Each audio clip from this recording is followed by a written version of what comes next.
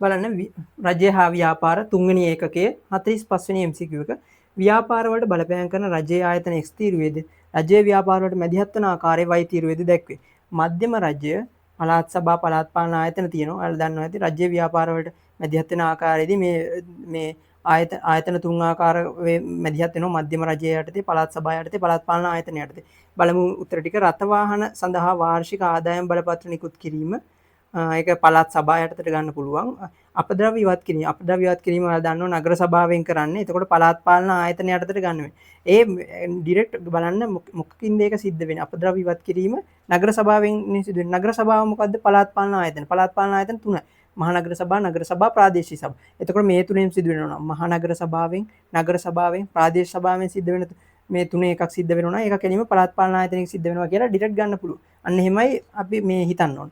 අපද්‍රව්‍ය ඉවත් කිරීම. අපද්‍රව්‍ය ඉවත් කිරීම කරන්නේ නගර සභාවෙන්. එහෙනම් ඒක පළාත් පාලන ආයතන වලට යන්න ඕනේ. එතකොට B යන්න ඕනේ පළාත් පාලන ආයතන. විදුලි බලය සැපයීම. විදුලි බලය සැපයීම මොකෙන්ද කරන්නේ?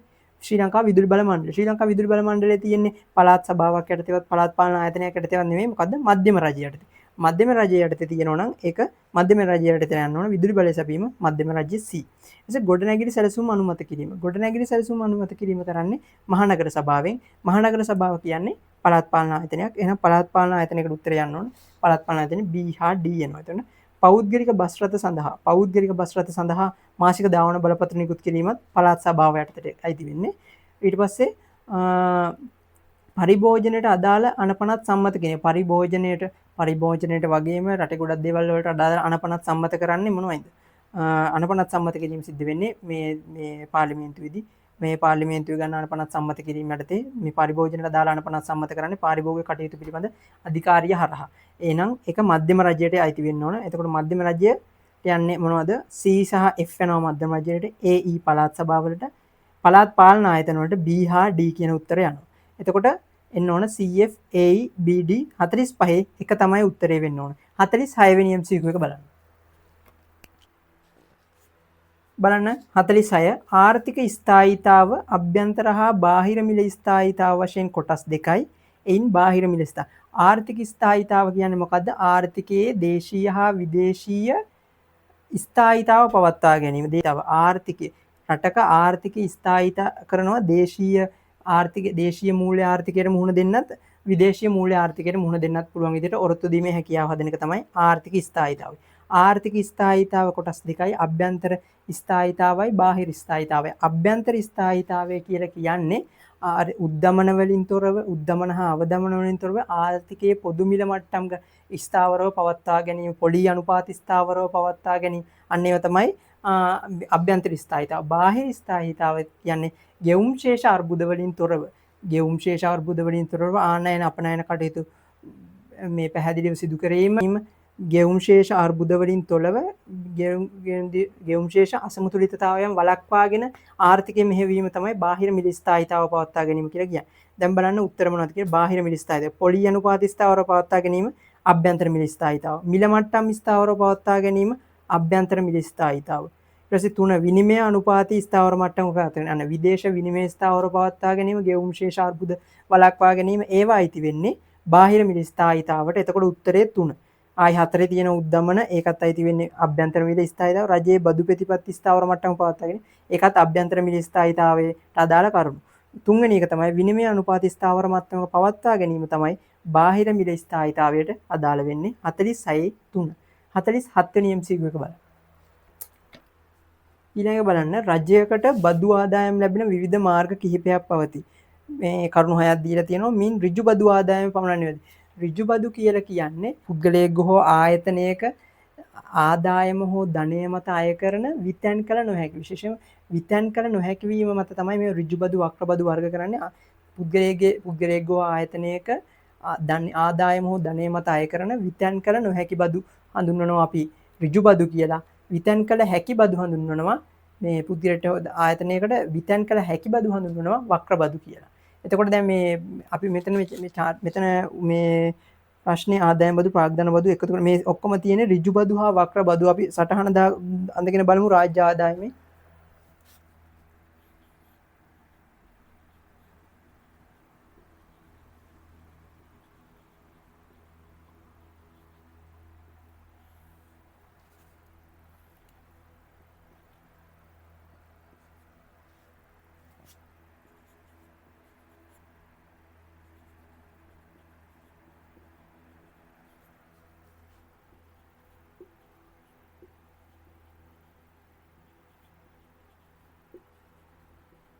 මේ MCQ එකට උත්තරේ ගන්න විදිය පෙන්වන්නේ.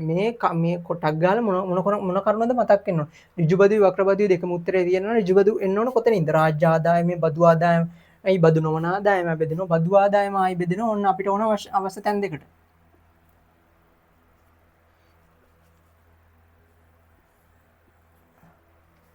මෙතනින් අපි ගමු ඍජුබදු බදු ආදායම කොටස් දෙකයි ඍජුබදුයි වක්‍රබදු. ඍජුබදු අපි හඳුනගමු උදාහරණ ටිකක් ගමු.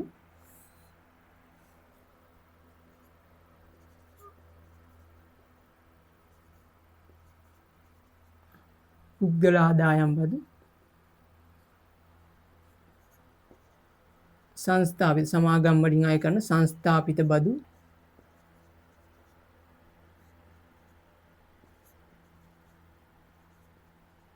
රඳවා ගැනීම බදු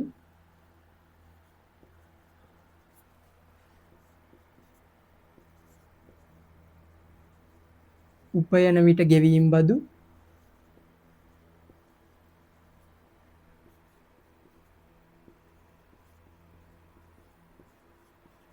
ප්‍රාග්ධන ලාභ බදු ඔන්න ඍජු බදු උදාහරණ තියෙන පුද්ගල ආදායම් බදු සංස්ථාපිත බදු රඳවා ගැනීම බදු උපයන විට ගෙවීම් බදු ප්‍රාග්ධන ලාභ බදු මෙන්න වගේ තියෙනවා. වක්‍ර බදු මොනවද? වක්‍ර බදු එකට තියෙනවා වැට් එකතු කළාගේ මත බද්ද වැට් එක තියෙනවා. රේගු ආනයන බදු තියෙනවා.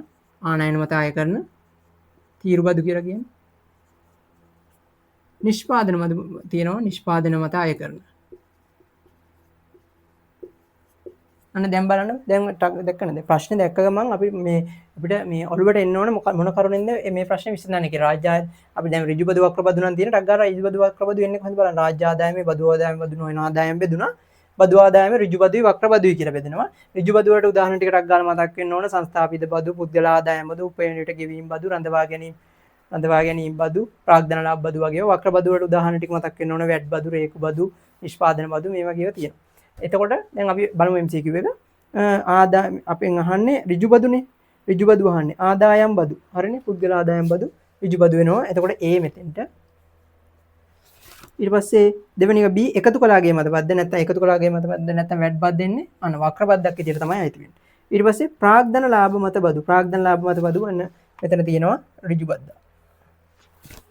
ඊට පස්සේ රේගු බදු. රේගු බදු නැත්නම් ආනයන බදු, රේගු තීරු බදු මෙතෙන්ට එන්නේ D.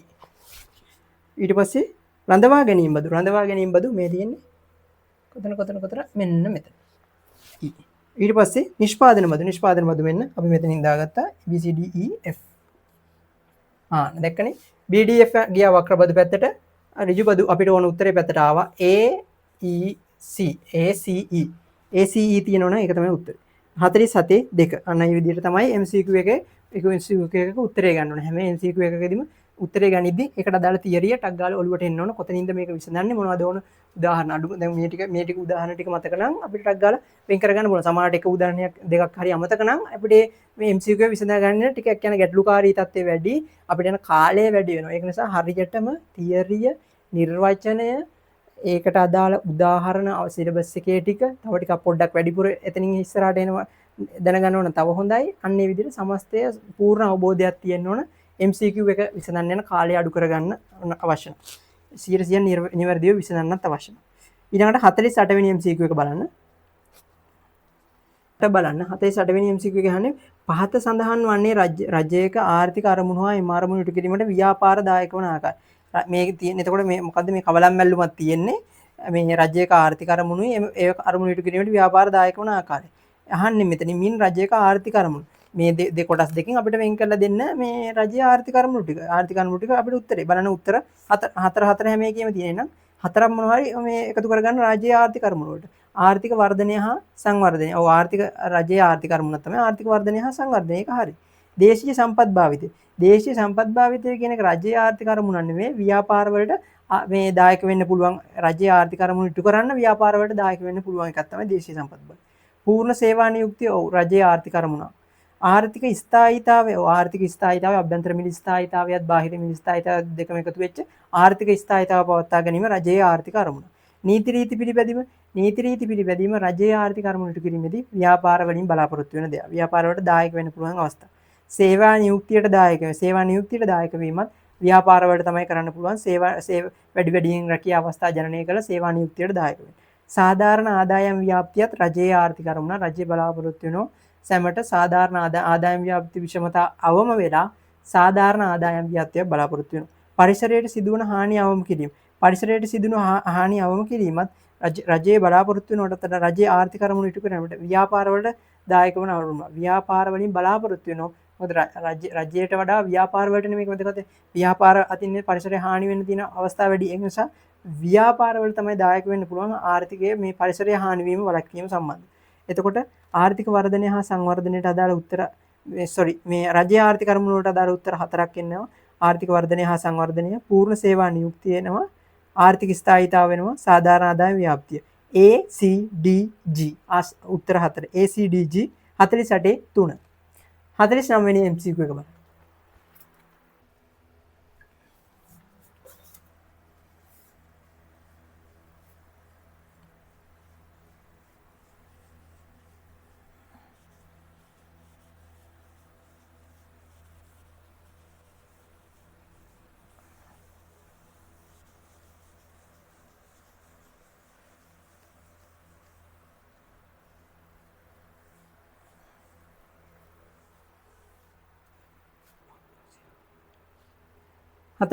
ඉදිරි වර්ෂය සඳහා රාජ්‍ය අයවැය ලේඛනය පාර්ලිමේන්තුවට ඉදිරිපත් කරමින් මුදල් ඇමතිවරයා ප්‍රකාශ කළේ පසුගිය වර්ෂයට වඩා 120කින් ප්‍රාග්ධන වියදම් සඳහා මුදල් ප්‍රතිපාදනය කර ඇති බවයි.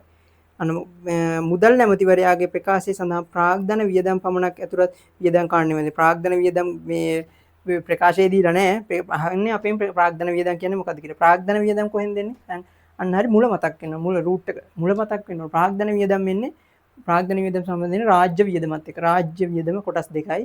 ප්‍රාග්ධන වියදමුයි වර්තන වියදමුයි. වර්තන වියදම් කියන්නේ මොකද්ද? රජයකට වසරක් තුන නැවත දැරීමට සිදුවන වියදම්. රාජ්‍ය සේවා අඛණ්ඩව පවත්වාගෙන යාමට දැරීමට සිදුවන වියදම්. පොලී ගෙවීම්, වර්තන පැවරුම්, සහනාධාර, ඔන්න ඔය වගේ දේවල් මේ අපිට මේ වැටුප් ගෙවීම්, රාජ්‍ය සේවකයන්ට වැටුප් ගෙවීම් මේවා නැවත දරන්න මාසිකව වාර්ෂිකව නැවත පොලී වාරික ගෙවන්න ඕන ණයවල දේශීය විදේශී ණයවල පොලී වාරික ගෙවන්න ඕන. ඒ වගේ දේවල් නැවත කරන්න ඕන පුනරාවර්තන වියදම් කියලා කියනවා. වර්තන වියදම් නැත්නම් පුනරාවර්තන වියදම් කියලා කියනවා. ඒ දේවල්. ඒව නැවත කරන්න ඕන අනිවාර්යෙන් කරන්න ඕන. රාජ්‍යයේ සේවා පවත්වාගෙන යන අනිවාර්යෙන් කරන්න ඕන. ඒක තමයි හඳුනා ගැනීමේ ලක්ෂණය. රාජ්‍ය සේවා පවත්වාගෙන යන නම් ඒ ටික අනිවාර්යෙන් කරන්න ඕන. ඒ වියදම් ටික. ඊට පස්සේ ප්‍රාග්ධන වියදම් කියන්නේ රජයේ දිගුකාලීන ආයෝජන වලට දරන වියදම්. රජයේ දිගුකාලීන ආයෝජන ව්‍යාප්ති සඳහා දරන වියදම්. ඒවා පුනරාවර්තනය නැවත සිදු කරන්න ඕනේ නැහැ. එකපාරත් කරන වියදම් තමයි මෙතනින් අර්ථ දක්වන්නේ. ඒ වගේම මේවා රාජ්‍ය සේවා අඛණ්ඩව පවත්වාගෙන යාමට බාධාවක් වෙන්නේ නැහැ. මේවා වෙනම ව්‍යාපෘති වශයෙන් ක්‍රියාත්මක වෙන දේවල්. උදාහරණ පාලම් ඉදිකරන ඒවා, ගුවන් තොටුපළවල් හදන ඒවා, මහා මාර්ග ඉදිකරන ඒවා, අන්න ඒ වගේ දේවල් අපි ගන්නේ මේ ප්‍රාග්ධන ආයෝජන ප්‍රාග්ධන වියදම් විදියට. දැන් බලන්න ඒ ටික තියෙන්න ඕන. හැබැයි මේ වර්තන වියදම් මේ ගෑවෙන්න බෑ මේකට. බලන්න මහා මාර්ග දිගිනීම හරි වැටුප් හා වේතන බෑ. වැටුප් හා වේතන මං කිව්වා වර්තන වියදමක් නැත්නම් පුනරාවර්තන වියදමක්. මහා මාර්ග ඉදිකිරීම පොලී ගෙවීම බෑ. පොලී ගෙවීම ගන්නත් බෑ. ණය වාරික වල පොලී ගෙවීම මාසිකව වාර්ෂිකව ඒවා මේ රාජ්‍ය වියදම් පවත්වාගෙන යාමට ණය කළමනාකරණයට දිගටම කරන්න ඕන දේවල්. ඊට පස්සේ තුනෙත් ආයි වැටුප් වේතන දිනව බෑ. මහා මාර්ග ඉදිකිරීම හරි හතරවෙනි එකේ පාලම් ඉදිකිරීම හරි වරාය ඉදිකිරීම හරි ගුවන් තොටුපළ ඉදිකිරීම හරි ඔක්කොම තියෙන ප්‍රාග්ධන ආයෝජන වියදම්. එතකොට ප්‍රාග්ධන වියදම් විදිහට ගන්න පුළුවන්. 49 4 පහත් බෑ. පොලී ගෙවීම තියෙනවා වැරදි. ආරක්ෂිත දෙන්න බෑ. 49 4 තමයි උත්තරේ වෙන්න ඕන. 50 වෙනි MCQ එක බලන්න. 50 වෙනි MCQ එක බලන්න. ශ්‍රී ලංකා ප්‍රමිති ආයතනයේ අරමුණක් වන්නේ ශ්‍රී ලංකා ප්‍රමිති ආයතනයේ ප්‍රධාන අරමුණු 8ක් විෂය නිර්දේශයේ පැහැදිලිව සඳහන් වෙනවා. අපි කියනවා නිෂ්පාදන ක්‍රියාවලිය හා සැකසීම පිළිබඳ ජාතික හා අන්තර්ජාතික ප්‍රමිති ක්‍රියාත්මක කිරීම තියෙනවා. වාණිජ හා කර්මාන්ත ශ්‍රේෂ්ඨ වලට අදාළ ප්‍රමිති හා කළමනාකරණ තත්ත්ව පවත්වා ගැනීම තියෙනවා. ප්‍රමිති සහතික ප්‍රමිතිකරණ හා තත්ත්ව පාලන කටයුතු සඳහා වලට අදාළව රසායනාගාර හා පුස්තකාල සේවා පවත්වා ගැනීම, ප්‍රමිතිකරණ සලකුණු ක්‍රමයක් හඳුන්වා දීම, ඒකත් පිළිතුරට තියෙනවා. ඔව් ප්‍රමිතිකරණ සහතික සලකුණු කිරීමක් පවත්වා ගැනීම. එතකොට අනිත් ඒවා මොනවද? මේ ඒකත් එක්ක දීලා තියෙන මේ අනිත් උත්තරවල තියෙන අනිත් ඒවා තමයි මේ ප්‍රමිති ආයතනයේ කාර්යභාරයන්. ප්‍රමිති ආයතනයේ කාර්යභාරයන් වෙනම තියෙනවා. මේක තමයි පටලවන්න දීලා තියෙන්නේ. ප්‍රමිති ආයතනයේ අරමුණු වෙනම තියෙනවා. ප්‍රමිති ආයතනයේ කාර්යභාරයන් වෙනම තියෙනවා. ප්‍රමිති මේ උත්තර මේ මොකද්ද මේ MCQ එක කරලා තියෙන්නේ? ප්‍රමිති ආයතනයේ අරමුණු වටෙන් අරමුණක් දාලා තියෙනවා. උත්තරේ විදියට ප්‍රමිති ආයතනයේ කාර්යභාරයන් 4ක් ඒකටත් දාලා ඒකට මේ කවලම් වෙන්න දාලා තියෙනවා. එතකොට අපි දැනගන්න ප්‍රමිති ආයතනයේ කාර්යභාරයන් 9ක් තියෙනවා. මේ ප්‍රමිති ආයතනයේ කාර්යභාරයන් 9න් මෙතන 4ක් තියෙනවා. ISO ප්‍රමිති පිළියෙල කිරීම තියෙනවා. ප්‍රමිති මේ ISO ප්‍රමිති ක්‍රියාත්මක කිරීම, ප්‍රමිති පිළියෙල කිරීම, තත්ත්ව පාලන හා අන්තර්ජාතික ප්‍රමිති ක්‍රියාත්මක කිරීම, පාරිභෝගික අධ්‍යාපනය ප්‍රචලිත කිරීම. මෙතන ප්‍රමිති ආයතනයේ කාර්යභාරයන් 9න් 4ක් තියෙනවා. අරමුණක් විදියට ගැනෙන්නේ ප්‍රමිති සහතික සලකුණු ක්‍රමයක් හඳුන්වා දීම. එතකොට උත්තරේ වෙන්න ඕන 50. තුන්වෙනි එක තමයි උත්තරේ. ඊළඟට 51 වෙනි MCQ එක බලන්න. ඔන්න 51 වෙනි එක හොඳ MCQ එකක්. හොඳට තර්ක කරලා සම්පූර්ණ මේ රාජ්‍ය මූල්‍ය ප්‍රතිපත්ති ඒ සම්බන්ධ කොටස් වල සම්පූර්ණ දැනුම පරීක්ෂා කරන ප්‍රශ්නයක් තමයි 51 වෙනි MCQ එක. බලන්න පහත සඳහන් ප්‍රකාශ අතරින් මූල්‍ය ප්‍රතිපත්ති ක්‍රියාත්මක කිරීමේ උපකරණ හා සම්බන්ධ නිවැරදි ප්‍රකාශ තෝරන්න. වාණිජ්‍ය බැංකු සහ ප්‍රාථමික වෙළඳුන් රජයේ සුරකුම්පත් ඇපයට තබා මහ බැංකුවෙන් අරමුදල් ලබා ගැනීමේදී අය කරනු ලබන පොලී අනුපාතයේ නිත්‍ය තැන්පතු පහසුකම් අනුපාතය. නෑ වැරදි. මේකට කියන්නේ නිත්‍ය ණය පහසුකම් අනුපාතය. වාණිජ්‍ය බැංකු හා ප්‍රාථමික වෙළඳුන් රජයේ සුරකුම්පත්. එයාලා ළඟ තියෙන රජයේ සුරකුම්පත් ඇපයට තබා මහ බැංකුවෙන් අරමුදල් ලබා ගැනීම. මහ බැංකුවෙන් ණය මුදලක් ලබා ගැනීම තමයි මෙතන සිද්ධ වෙන්නේ. ඒ ණය ලබා ගැනීම මේ ඒ කට්ටියගේ ද්‍රවශීල අවශ්‍යතා සපුරා ගන්න. අරමුදල් ඇපයට තියෙන ඇපයට තියෙන ණයක් ගන්නකොට තමයි ඇපේ තියන්නේ. මේ මහ බැංකුවේ ඇපයට තියලා අරමුදල් ලබා ගැනීමදී අය කරන පොලී අනුපාතය. මේක නිත්‍ය තැන්පතු නෙවෙයි. මේක ඇපේ ලබා ගන්න ණය මුදල් ලබා ගන්න නිත්‍ය ණය පහසුකම් අනුපාතිකය. පළවෙනි එකට 51 එක නිත්‍ය ණය පහසුකම් අනුපාතිකය වෙන්න ඕනේ. එතකොට පළවෙනි එක වැරදි. නිවැරදි එකනේ අහන්නේ. ඊළඟට සංචිත අවශ්‍යතා අඩු කිරීම මගින් මුදල් සැපයීම අඩුවන අතර සංචිත අවශ්‍යතා වැඩි කිරීම මගින් මුදල් සැපයීම වැඩි වේ. සංචිත අවශ්‍යතා අඩු කිරීම මගින් මුදල් සැපයීම අඩු වන අතර සංචිත අවශ්‍යතා වැඩි කිරීම මගින් මුදල් සැපයීම වැඩි වේ. නෑ වැරදි. මේක ප්‍රතිලෝමව සම්බන්ධ වෙන්නේ. සංචිත අවශ්‍යතා මුදල් සැපයීම අතර මෙන්න මෙහෙම සම්බන්ධයක් නේ. ඔන්න බැංකුව. මේක අපි කියමු ලංකා බැංකුව.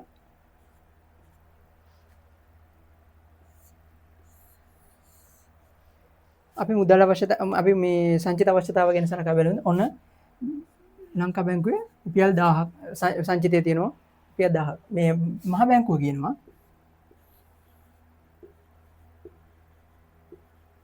මහ බැංකු සංචිත අවශ්‍යතාව කියන්නේ මොකද්ද?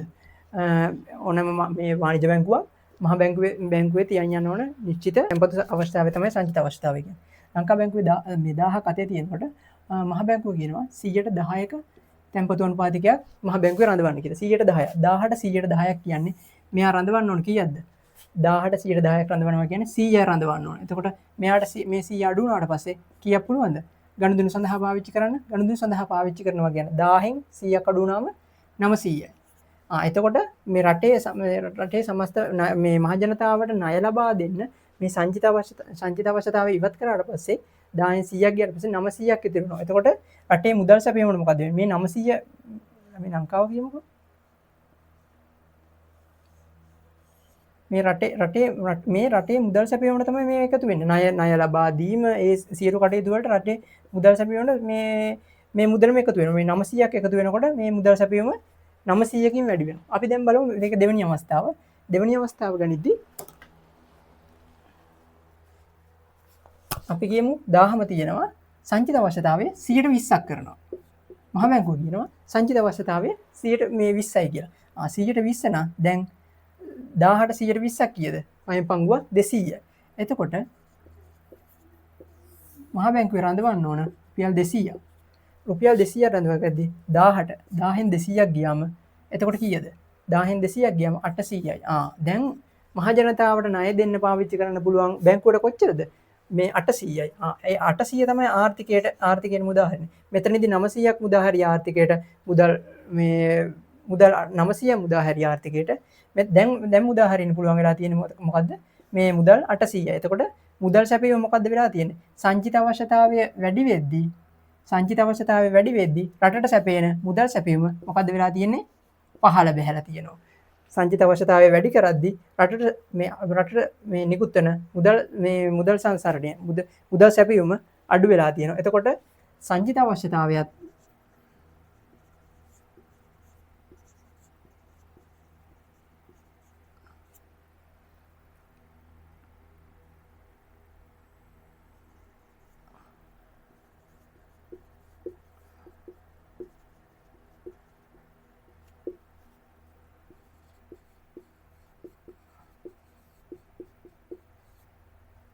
සංචිත අවශ්‍යතාවයත් මුදල් සැපයීමත් අතර තියෙන්නේ ප්‍රතිලෝම සම්බන්ධතාවයක්. එතකොට දෙවෙනි MCQ එක බලන්න සංචිත අවශ්‍යතාවය අඩු කිරීම මගින් මුදල් සැපයීම අඩු වෙන. සංචිත අවශ්‍යතාවය දැන් මේ පැත්තට. සංචිත අවශ්‍යතාවය අඩු කිරීම මගින් මොකද්ද වෙලා තියෙන්නේ? සංචිත අවශ්‍යතාවය අඩු කරොත් මොකද වෙන්නේ? 200 100ක් කරොත් මුදල් සැපයීම මොකක්ද වෙන්නේ? මුදල් සැපයීම අඩු වෙනවා නේ. මුදල් සැපයීම වැඩි වෙනවා. ඊළඟ බලන්න මහ බැංකුව විසින් ක්‍රියාත්මක කරන ගුණාත්මක ණය සීමා පැනවීමෙන් සමස්ත මුදල් සැපයීමට බලපෑමක් සිදු කළ හැකියි. මහ බැංකුව සිදු කරන මේ ණය සීමා පැනවීම. ණය සීමා පැනවීම දෙකක් තියෙනවා. ගුණාත්මක ණය සීමා පැනවීම, ප්‍රමාණාත්මක ණය සීමා පැනවීම කියලා. ප්‍රමාණාත්මක ණය සීමා පැනවීම වලින් තමයි මුදල් සැපයීමට බලපෑමක් කරන්න පුළුවන්. ආයනයන කටයුතු වලදී කාසියාන්තික පැනවීම, ඒ වගේ දේවල් වලින් මේ ණය ලබා ගැනීමේදී පවතින දැඩි කොන්දේසි සීමා කිරීම, අන්නේ දේවල් වලින් ණය සීමා පැනවීම, ප්‍රමාණාත්මක ණය සීමා පැනවීම වලින් තමයි මේ ණය මුදල් සැපයීම පාලනය කරන්නේ. එතකොට ගුණාත්මක ණය සීමා පැනවීම වලින් කරන්නේ ණය ගලා යන දිශාව, රටේ ණය ගලා යන දිශාව පාලනය කරන. ඒ කියන්නේ හිතන්න ව්‍යාපාරික අංශයට වඩා කෘෂිකාර්මික අංශයට මේ ණය ලබා දීම වැඩි කරන්න ඕන නම් ඒ විදිහට ණය ගලා යාම දිශාව වෙනස් කරනවා. මෙන්න 100ට මේ ණය නිකුත් කරන අය වලින් මෙන්න මෙච්චර ප්‍රමාණයක් 130 ඉඳලා දැන් 160 දක්වා කෘෂිකාර්මික අංශය දක්වා නිකුත් කරන්න. ව්‍යාපාරික අංශයට 130ක් නිකුත් කරන්න. අන්න ඒ විදිහට මේ ණය සීමාව ගලා යන දිශාව පාලනය කරලා ගුණාත්මක ණය සීමා පාලනයක් කරන්නේ. ඒකෙන් මුදල් සැපයීම පාලනය වෙන්නේ නැහැ. ඒකෙන් කරන්නේ ණය ගලා යන දිශාව පාලනය. එතකොට මෙතන ප්‍රශ්නේ අහන්නේ මහා බැංකුව විසින් ක්‍රියාත්මක කරන ගුණාත්මක ණය සීමා පැනවීම වගේ සමස්ත මුදල් සැපයීමට බලපෑමක් කළ හැකියි කියලා. ඒක වැරදි. බලපෑමක් කරන්න බෑ. ප්‍රමාණාත්මක ණය සීමා වලින් තමයි බලපෑම කරන්නේ. ගුණාත්මක ණය සීමා වලින් පුළුවන් ණය ගලා යන දිශාව පාලනය කරන්න විතරයි. ද්‍රවශීලතා දුෂ්කරතාවලට මුහුණ දෙන වාණිජ බැංකුවලට ශ්‍රී ලංකා මහ බැංකුව අවසාන ණය දෙන්නා ලෙස සපයනු ලබන ණය නිත්‍ය තැන්පතු ණය පහසුකම් ලෙස හඳුනන. වැරදි. ද්‍රවශීලතා දුෂ්කරතාව මුහුණ බැංකුවලට මහ බැංකුව අවසාන ණය දෙන්නා වශයෙන් සපයන ණය වලට සපයන ලබන පොලි අනුපාතකය හඳුන්වන්නේ බැංකු පොලි අනුපාතකය කියලා. ඒකත් වැරදි. පස්වෙනි එක බලන්න. මහ බැංකුව සුරැකුම්පත් මිලට ගැනීමේදී මුදල් සැපයීම ප්‍රසාරණය වන අතර විකිණීමේදී මුදල් සැපයීම සංකෝචනය වේ.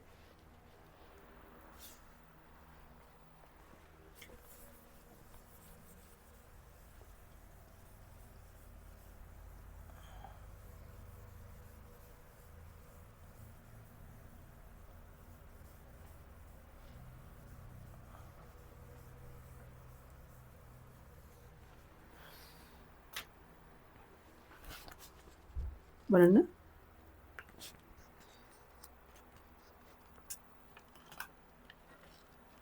මහ බැංකුව සුරකුම්පත් මිලට ගැනීමේදී මුදල් සැපයීම ප්‍රසාරණය වෙනවා.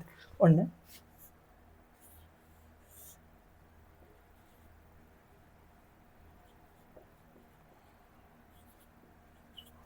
මහ බැංකුව තියෙනවා. අපි මෙතන ගමු වාණිජ බැංකුව.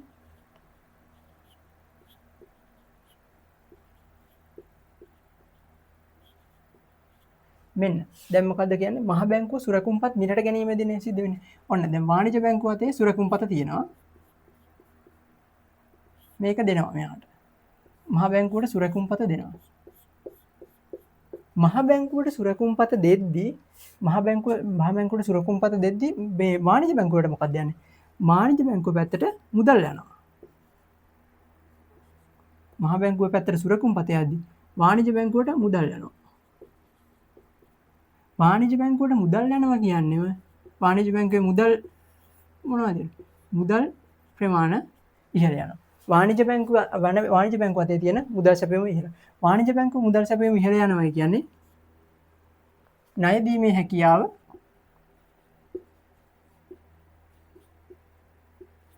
ඉහළ යනවා. ණය දීමේ හැකියාව ඉහළ යනවා කියන්නේ කලින් කියපු විදිහටම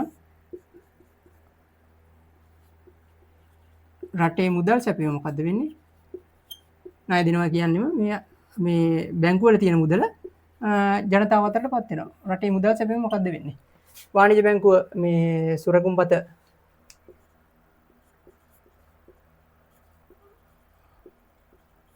වාණිජ බැංකුව ඔවුන් අතේ තියෙන සුරකුම්පත මහ බැංකුවට ලබා දුන්නා. ඒ වෙනුවෙන් මහ බැංකුව අදාළ මේ මිලදී ගැනීම කරන්න මුදල් ලබා දුන්නා. මුදල් ලබා දෙද්දී වාණිජ බැංකුවේ මුදල් ප්‍රමාණය ඉහළ යනවා. මුදල් ප්‍රමාණය ඉහළ යනවා කියන්නේම මේ ණය දීමට තව මේ මුදල් මේ අවශ්‍යතා සම්පූර්ණ වෙනවා. එතකොට ණය දීමේ හැකියාව වැඩි වෙලා ණය දීම වැඩි කරනවා. ණය දීම වැඩි කරා කියන්නේ ඒ ණය මුදාහරින රටේ ජනතාවට මේ ණය මුදාහරිනවත් එක්කම රටේ මුදල් සැපයීම ඉහළ යාමක් සිද්ධ වෙනවා. එතකොට බලන්න උත්තරේ මහ බැංකුව සුරකුම්පත් මිලට ගැනීමේදී සිදුවන්නේ මුදල් සැපයීම ප්‍රසාරණය වන අතර හරි මුදල් සැපයීම ප්‍රසාරණය වෙන හරි ප්‍රසාරණය මුදල් සැපයීම රටේ මුදල් සැපයීම ප්‍රසාරණය වීම තමයි සිදුවන්නේ. විකිණීමේදී සිදුවන්නේ මේක අනිත් පැත්ත. විකිණද්දී වාණිජ බැංකුවල මුදල් මේ පැත්තට යනවා. එතකොට ණය දෙන්න තියෙන හැකියාව අඩු වෙලා මුදල් සැපයීම අඩු වීමක් වෙන්නේ. හරියටම හරි මුදල් සැපයීම අඩු වෙනවා කියන්නේ මේ සංකෝචනය වීම. හරියට වචන දැනගෙන ඉන්නත් ඕන. 51 වෙනි එකේ උත්තරේ වෙන්න ඕන. 5 වෙනි එක හරියට ලොකුවට තර්ක කරලා ටික වෙලාවක් කල්පනා කරලා ගන්න ඕන උත්තරයක්. නමුත් තියරිය හරියට දන්නෝ නම් උත්තරේ ගන්න එක ලේසි. 51 5. දැන් 52 වෙනි MCQ එක බලන්න. හරි. ඊළඟ බලන්න අන්තර්ජාතික වශයෙන් පිළිගත් පාරිභෝගික අයිතිවාසිකම් ඔබට සපයා ඇත. අන්තර්ජාතික වශයෙන් පිළිගත් පාරිභෝගික අයිතිවාසිකම් කීයද? 8ක් තියෙනවා. ප්‍රශ්නේ මොකක්ද අහන්නේ බලන්න. අයිතිවාසිකම් අතරින් පාරිභෝගික ජාත්‍යන්තර ප්‍රකාශයට පත් කළ අයිතිවාසිකම්. පාරිභෝගික අයිතිවාසිකම් 8යි. පාරිභෝගික අයිතිවාසිකම් 8න් 4ක් ප්‍රකාශ කරන්නේ ඇමරිකානු ජනාධිපති ජෝන් එෆ් කෙනඩි 4ක් ප්‍රකාශ කරනවා. ඉතුරු 4 පාරිභෝගික ජාත්‍යන්තර ප්‍රකාශ. ජෝන් එෆ් කෙනඩි ප්‍රකාශ කරන අයිතිවාසිකම් 4 බලන්න මොනවද? ආරක්ෂාව සලසා ගැනීමට ඇති අයිතිය, තොරතුරු දැන ගැනීමට ඇති අයිතිය, තෝරා ගැනීමට ඇති අයිතිය හා ඊළඟ එක සවන් යොමු කර ගැනීමට ඇති අයිතිය. මේ 4 වෙන් කරගත්තට පස්සේ ඉතුරු 4 නිකම් වෙනවා. මූලික අවශ්‍යතා සපුරා ගැනීමට ඇති අයිතිය පාරිභෝගික ජාත්‍යන්තරයෙන්, වන්දි ලබා ගැනීමට ඇති අයිතිය, පාරිභෝගික අධ්‍යාපනය ලබා ගැනීමට ඇති අයිතිය, සෞඛ්‍ය සම්පන්න ජීවත් වීමට ඇති අයිතිය කියන 4 තමයි එතකොට පාරිභෝගික ජාත්‍යන්තරයට යන්නේ. ජෝන් එෆ් කෙනෙකුගේ අයිතිවාසිකම් 4 වෙන්නේ ආරක්ෂාව සලසා ගැනීම, තොරතුරු දැන ගැනීම, තෝරා ගැනීම, සවන් යොමු කරවීම. ඒතර උත්තරේ වෙන්න ඕනේ ACDG. ACDG උත්තරේ එන්නේ 52 5 වෙනි උත්තරේ තමයි එන්න ඕනේ. හරි. එතකොට එතනින් රජය හා ව්‍යාපාර පාඩමට එදිච්ච MCQ ටික ඉවරයි. ඔයාලට තේරෙනවා ඇති තියරි දැනුම තියෙනවා නම් මේ MCQ කරගෙන යන එක ගේමක් නෑ. තියරි දැනුම තමයි අවශ්‍ය වෙන්නේ. ඊළඟට බලන්න එහෙනම් දැන් ව්‍යාපාර සංවිධාන MCQ ටිකට එන්න 53 වෙනි MCQ එක බලන්න.